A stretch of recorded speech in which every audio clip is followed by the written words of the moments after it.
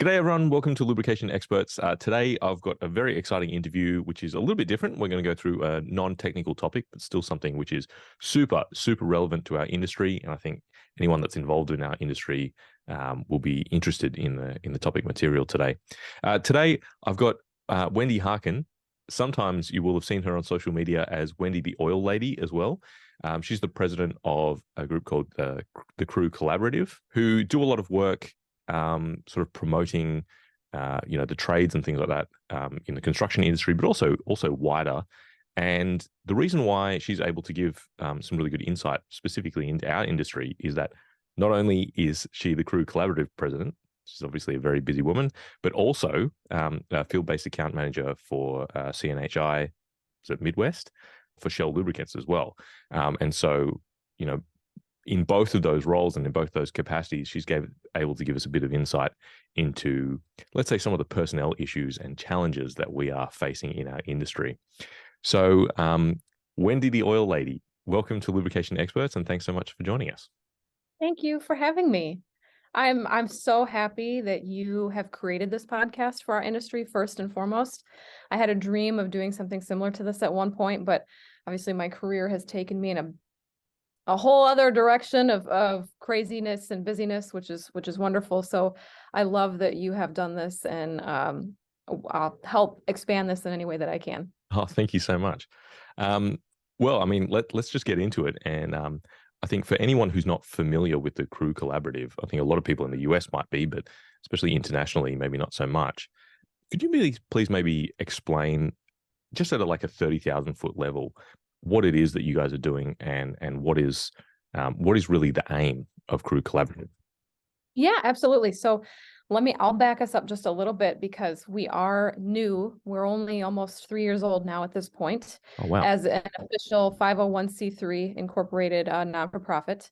But because we're so new, I'll give you a little bit of the backstory of how we came to be. So That'd be great. Myself, having worked prior to coming on with Shell, which I was hired on by Shell last April, which was a career goal of mine. So check that one off. Congratulations. I spent the last 10 years working for the three main Shell lubricant distributors in the Chicagoland market. And I honed in on the construction part of it. I obviously worked with automotive, trucking, I had some plastic injection molding and things like that, but the construction industry was where I really sharpened my teeth and decided I wanted to become the subject matter expert for construction machinery lubrication, right? So I joined a lot of industry associations. I'm also on the board of governors for the Great Lakes Construction Association here, and just tried to get into the industry from all different ways that I could as a salesperson, right? But it really grew this passion for the construction industry and as a whole. And so I was seeing that my customers were all facing the same issue. They were all shorthanded on staff. Obviously, maintenance wasn't getting done at the right intervals. Things were getting missed. Downtime was increasing because of that. And then if you could get the machine in the shop, if getting time in a bay was nearly impossible because they didn't have enough mechanics staff to the whole list, right? We're all facing it on the whole spectrum, all industries, but this is what I was seeing. So I was seeing all my customers, whether they were mom and pop, small business, up to large corporations, struggling with this. And because I was passionate about it, I thought, well, man, I love what I see out here every day and how interesting our industry is, and how there's so much variety to it, and how there's so many great careers out here. How can I help this issue? And, this was right around the time now of COVID happening. So 2020, there's a huge industry expo here in the US, ConExpo, and that it takes place every 3 years in Las Vegas. It's the biggest convention in the, I want to say, Western Hemisphere. It's so large. And we all get excited for it because it only happens every 3 years, and it's a big deal. So I was going to attend it for the first time. And I started to notice that no one on social media was really representing our industry, the lubricants industry. And I thought, well, I have no intent to gain anything out of this, but what the heck? I follow Gary Vee. He's always preaching about document the process, right? And that's content. And so I started to just post about my day-to-day what I would see in the field, what I would try to help my customers with, the problems that they were facing. I would start to get a lot of questions about all the complicated and confusing topics that surround our industry, and try to make them as digestible for them as possible and give them the best answers. And it really took off. And in doing that, ahead of ConExpo, I kind of started in a group chat with a bunch of other ladies in the construction trades, in typically male-dominated industries, right? And so we kind of became friends. When ConExpo came, we all met up, we got to know each other. I got to meet a whole bunch of other great people, the influencers or the influencer wannabes of the industry and all that. And after the show, you know, and as COVID is happening and we're all home trying to figure out what to do with our time and everything, and we got to know each other better, we all realized that the industry is facing this issue and we all love it so much and we want to do something about it. So us gals got together the following July as our first, you know, official meeting. And originally Crew was going to be a construction retreat empowering women. But we immediately decided upon meeting that if we were to limit it to women, we would cut out 50% of the industry or the potential workforce of the industry. We want to be for everyone, and we need everyone to come together to solve this problem. So Crew was born, and we had we have a split board of men and women, and all of us represent various trades of the industry or supporting roles, right? Like I'm not a tradesperson.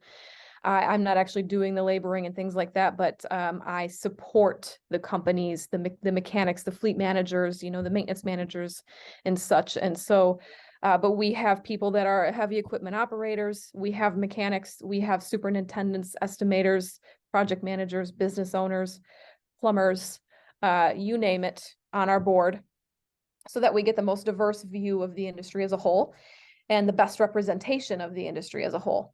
And so, knowing that there's this workforce issue and our biggest target is that the next generation, we also support anyone looking to leave, you know, the corporate world or maybe the medical world or wherever they're at, that they're not happy, they want to come to our industry. We support that. We also are looking to support transitioning veterans. But really our main group of talent is the next generation that's growing up, that's considering us for their career. And so we started with social media, being that that's where the kids' attention is. They're on their phones, they're on TikTok, Instagram, you name it. So we started to do a lot of heavy pushing. How can we generate interesting content that shows off the industry and what everyone does, and then help us utilize that to get more of our industry drawn to us and involved. And so with that running, we decided we needed some actual pillars of programming to really make a difference. So our first initiative, which is sponsored by Toro, is Classroom Talks. And the whole premise behind that is that we get into classrooms across the US, middle school, high school, and then in the summer times when school's on break, we do Boys and Girls Clubs, Boy Scouts, Girl Scouts, things like that. And we get an hour of time with them, and we have a panel of people in their various roles throughout the trades that are professional and representing it well and really loving it and are very fulfilled by it, so that they can speak on it very well. And they each get 5 or 10 minutes throughout the session to talk about who they are, what they do, how they got there, what kind of training that took, if it took formal education, if it took an apprenticeship, a mentorship, or if they were able to just jump right in, what that looked like, a rough earning potential, and then why they love it. And so this is the first step at exposing the kids to all of these careers that are available to them. And we've gotten just phenomenal feedback from the teachers after the talks are completed. The students are, I didn't know these jobs existed. I didn't know you could make that kind of money. These people look happy and fulfilled. So that's great. So now we're exposing them to things that they didn't realize were there, options that they didn't know they had, because a lot of us have been fed over the last, couple of decades that you got to go to college. 4-year university is it or bust, right? And I did that. I went to 4-year university, but I went without a plan. And so I ended up with a ton of debt, with a degree that I don't use, and I'm not saying that I regret it, but if I can help someone else understand that there are other ways to go about it that are more beneficial, then I've met my goal. So Classroom Talks, and then we established our ambassador program, and that is sponsored by Caterpillar. And what that does is that takes, these people, again, these professionals that are in their roles, doing what they do and loving it, gives them a bit of a formal polishing, helps them know how to public speak, have the confidence to public speak and talk on their job and the industry. They understand crew, our mission, our values, what we're trying to do, and they feel that they can represent us in the field. And so they're kind of our local, regional boots on the ground to help us seek out resources, to help us seek out training opportunities or like trade schools and things like that are available. So as we were having students that were reaching out or people that were reaching out to us, we could kind of get down to a local level a little bit and say, okay, you're in Kansas City, Missouri, you want to be an operator, let's connect you with our ambassador over there who can kind of help you maybe feel out what that looks like, because that process in that part of the country is going to look a little different than where I'm at in Chicago, where it's largely union based. And so we can kind of help them. And then there was still a big need that we felt that needed to be tackled. And so our third pillar of programming, we're currently building out with the support of CASE Construction. And that's our biggest initiative, a huge undertaking. It's called Framework, and it's going to be the first official structured support program for high school guidance counselors across the country. And so as we get the kids interested and exposed through our classroom talks, and then when they approach their guidance counselor to say, hey, you know what, I think I want to be an HVAC, I think I want to be a mechanic or an operator or what have you. Now the counselor can turn to Framework, to Crew, to help find the best path for that student into that career. So again, because it looks so different depending on where you are in the US, and there's so many different great resources out there that already exist, but there's nothing that ties them all together. So most people don't know that they're available. And we thought, well, if we can build out this huge database of all of the existing resources, whether those are the trades programs, trade schools, universities, apprenticeships, the unions, what have you, everything that makes up our industry, we're going to compile all that together. So as they approach us, we can pair them with a vetted mentor in that industry, in their actual local community, to help handhold them through that process and check back with them. Because as you know, when they approach their high school guidance counselors now, and if they say, I want to go to a four-year university, there is a very clear-cut direct path for them with a ton of resources. Whereas if they come forward and they want to join our industry, they're kind of left to figure it out for themselves. And I say our industry is in the construction trades. So that's where we're at the moment. We have a lot of committees that are working together on a regular basis. We have everything's virtual because we're spread out across the country. So we're on Zoom calls all the time. We do try to get together at least once a year for like a weekend to really get some hard work done. We were lucky enough to have a booth donated to us at ConExpo this year, because now it's 3 years later. And so we had a booth there, and then our partners actually let us have booth space within their booths as well to advertise their sponsored programs.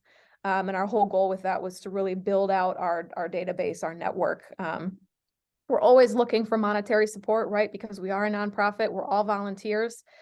We need the funds to help keep things running. But the biggest need that we have right now is for Classroom Talks presenters. So if you are listening to this and you are loving what you do and you would like to spend 5 or 10 minutes every so often talking virtually to a high school or middle school classroom about what you do, please sign up. We need ambassadors to represent the industry and what you do and wherever you are.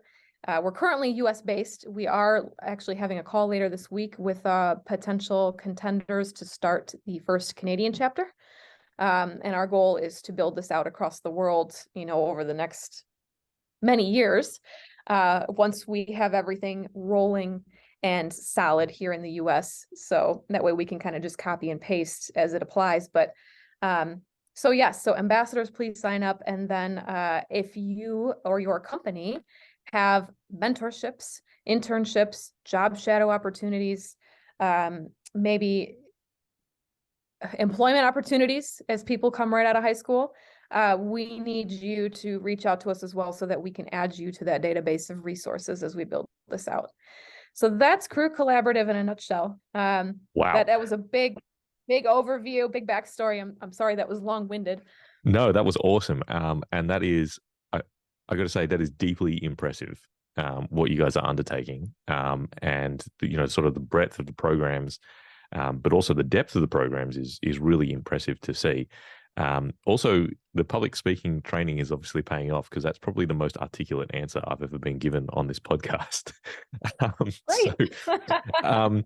maybe just to back up a little bit, there's a couple of things I want to pick up on in that answer, because there's so much to unpack there. One, maybe just a clarification for people that are not aware. Gary V is also known as Gary Vaynerchuk, who's a sort of like a marketing executive over in the US, and he's a big advocate of using social media to sort of increase your reach and your influence. And the perspective that he often takes is sort of try and document what you're doing in your day-to-day job and just post it up on the internet, and people will kind of follow that. Yep. So that was one thing there. One of the other things I really liked was the sort of the construction of the idea for how to get diversity onto the board and into the members as well. So on a previous episode of this podcast, we talked to James Morehouse from ABN Resource over in the UK, and he talked extensively about bringing diversity into the workplace, and what do D&I initiatives in an ideal scenario, what do they accomplish?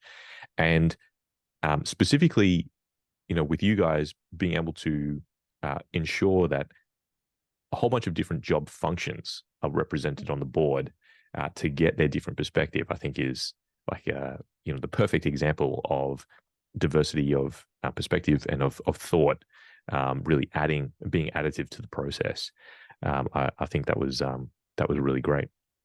And the other thing actually to pick up on, which we also talked about in the ABN Resource podcast, was the idea of a lot of the oil majors are starting to reach into universities and schools to try and attract them into the industry. I think what you guys are doing is probably the missing piece of the puzzle, in that you're both doing school as well as let's say university or college outreach, but also meeting these younger people where they are on social media as well. And I think that's probably the piece that's often most missed by some of the majors, mainly because, and you'd probably be well aware of this, the social media efforts of some of the majors can be a little bit restricted, thanks to public and government affairs and all this. And obviously, they need to be very careful about how they craft their message. So I think all of those things combined, what you guys are doing at Crew Collaborative sounds like it's extremely impressive. And if there's any way that I can help, just let me know. But maybe just to back up a little bit. So now we've got an idea of what Crew Collaborative does, what you guys are trying to accomplish. Maybe if we can take ourselves back to, where does this problem stem from?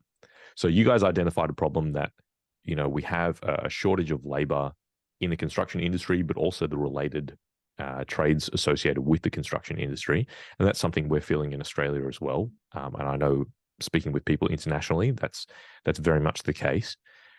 Have you guys identified any kind of root causes? We've talked on this podcast, with previous guests about what they think anecdotally is the root cause of the problem. But what have you guys seen? You're kind of deeper in the trenches than most of us are. Yeah. I feel like it's a loaded question, because it might require a bit of political savvy, political correctness. But I like to be honest and transparent, and have the hard conversations. So I'll just kind of say it how it is. We have the issue of stigma, right? There's been this stigma painted across all of the trades that they're dirty, they're gross, they're your last resort career because you failed at something else, and they're just undesirable. And so that's the number one cause that we've created. The second is that then because of that, but in addition to that, parents, wanting to, whether it's an ego thing, only want to encourage their kids. It's probably not just an ego thing. Sometimes it is, well, Johnny's going to be a doctor or a lawyer, but, Yep. And oh my gosh, if he thought about becoming an equipment operator where he could make just as much right out of high school without acquiring any debt, that's like the end of the world. So it's dealing with the parents who have they don't have maybe the understanding either of what it entails, right? But they have really pushed the last few generations, mine included, into the university space. And then that created that sense of, well, if you're not going to a four-year university for some special degree, you're kind of nothing. Mm. And there's so much wrong with that on so many levels. And now we're seeing the effects of that, right? Where it no longer really gets you, unless it's a highly specialized career, like a doctor of some sort, like a chemist, a chemical engineer, or these really specific fields where you definitely need that degree and that training. A lot of the degrees nowadays don't really get you anywhere, mine included. I have a degree in Spanish language. I love that I can speak another language. Do I use it ever? No. Does my career path require that? No, it did not. And so you have stigma, and you have the fact that the past generations have pushed for universities so hard.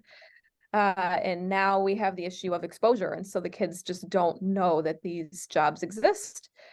They don't know that it takes so much just for this TV to come to be behind me, and everything that goes into that, and the logistics and all of that. And so now I think we will see a pendulum swing. I think I'm already starting to see, because this is kind of the space that I've somehow become a subject matter expert in at this point. I do see hope. I do see more resources being poured into this. I see many more companies and organizations trying to work to tackle the problem. And so now you're starting to see more and more kids reach out with interest, or programs that are starting to pick up in attendance.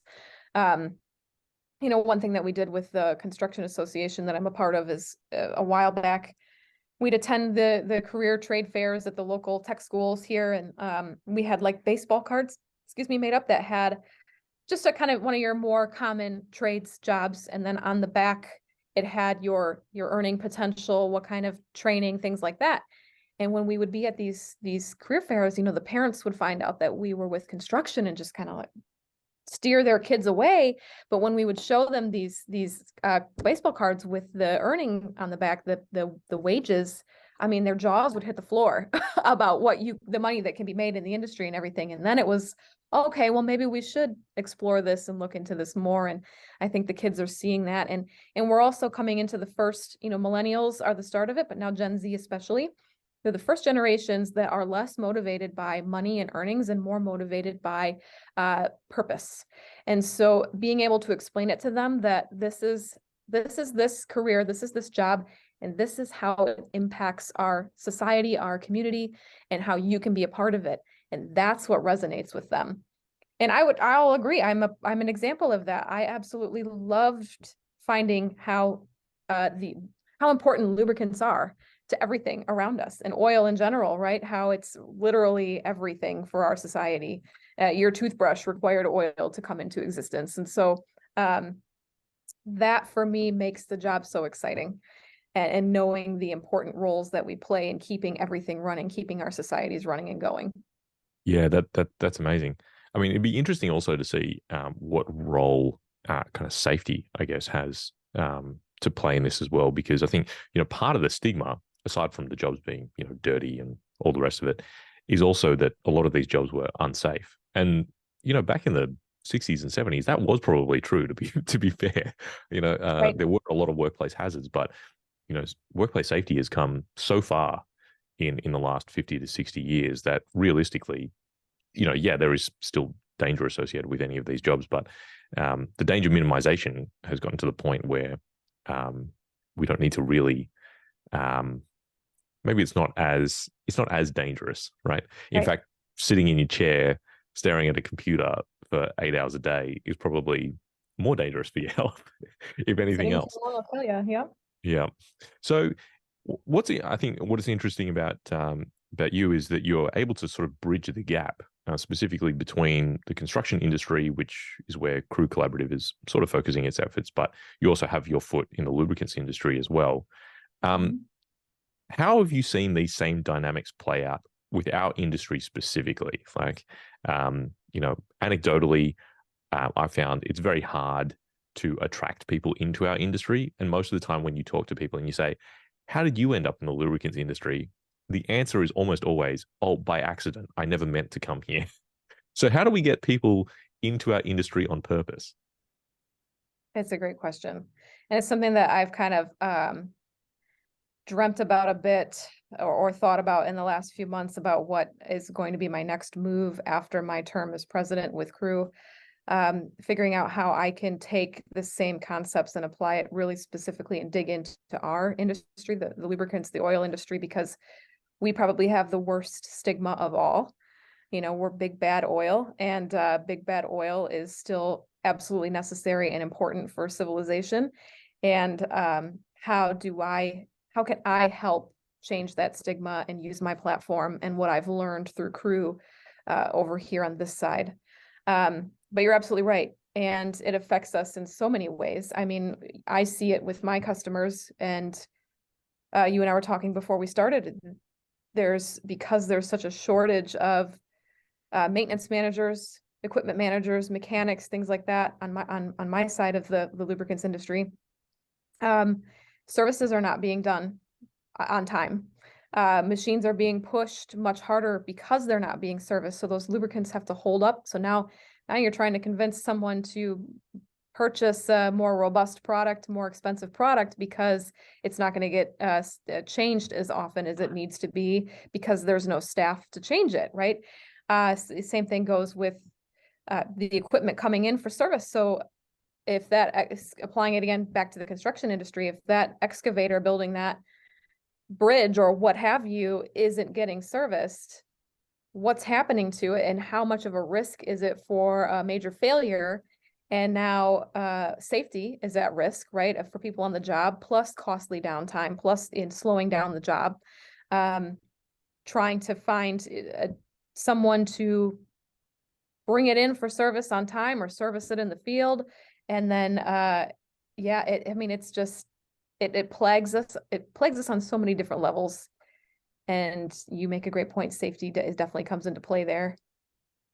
Yeah.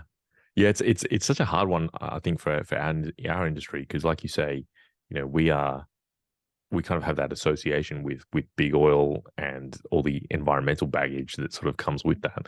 At the same time, lubricants is in many respects separate to the rest of the oil industry too, but you can't really make that. It's very difficult to make that distinction, right? So, you know, people associate our industry with big oil. And now, personally, I don't think there's anything wrong with that, but you know, for some people, they do experience that that stigma. And yeah, trying to get people to come to our industry, I think it's very hard for our industry without the connections of someone like Crew Collaborative, right? To be able to talk to students about all the interesting opportunities that you have. I mean, the thing that I've absolutely loved about this industry compared to my previous career, you know, my previous career, I drilled gas wells for the upstream side of the business. Yep. And as exciting and dynamic and awesome as that job was, in the end, I spent 7 years putting holes in the ground. Yeah. Whereas with lubricants, it's you get a much more general view of the world. You get to see, you know, the construction industry, plastic injection molding. You see automotive industry. You see mining, oil and gas, and the breadth that you get to interact with is, for me at least, the single best part of my job is that I get to see kind of like how the sausage is made, but in so many different industries. And you know, if there's any way that we can convey that to people and describe how interesting that is, if you have just a curiosity about how the world works, to me, that like there's literally no better place to be. I completely agree. And, you know, I facilitate a lot of the classroom talks that we do for Crew. And when I'll start and I'll give my story first, and that's exactly what I say as well, that every day is like a field trip, you know, or you're getting to step into an episode of how it's made. And you get such a great insight into so many different parts of our society and how things come to be and how they function and work. And it makes it so interesting. And you get to plan your own schedule. I mean, I build my calendar and I get to travel all over and see so many. Yeah, it's just great. And so you're right. So taking that passion and putting it out there for others to hear and see so that they know it's available to them. Yeah. Well, Wendy, thanks so much for sharing, everything that Crew Collaborative is doing. I think what you guys are doing is absolutely awesome. And I would encourage anyone that was listening to this podcast. Obviously, I've got a relatively niche audience, but please follow both Wendy, the oil lady, as well as Crew Collaborative on all the various social media platforms, Yes. and try and sort of spread the word as much as possible, because the work that you guys are doing is just absolutely fantastic and very much needed.